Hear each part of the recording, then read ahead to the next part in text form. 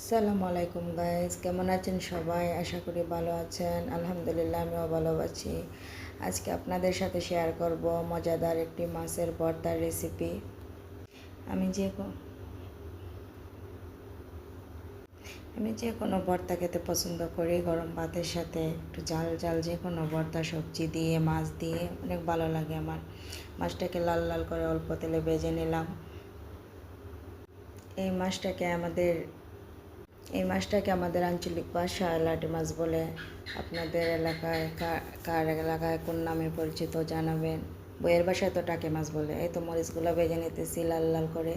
অল্প মরিচে দিছি, এত জাল আবার খেতে পারি না। মেয়েটা তো একবারই খেতে পারে না, তাই কম মরিচ দিয়ে এই ভর্তা বানাতে হয়।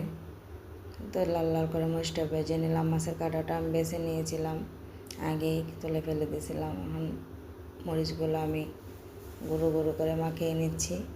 পেঁয়াজ দিয়ে দিব, মেয়েটা পেঁয়াজ দিয়ে দিতেছে। ভর্তাটা মাখিয়ে নেব সরিষার তেল দিয়ে।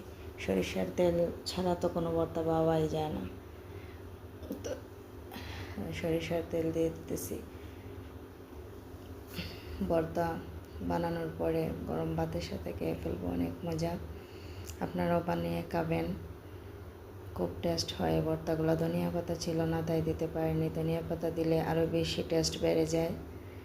তো বানানো হয়ে গেল, এখন খাবার পালা।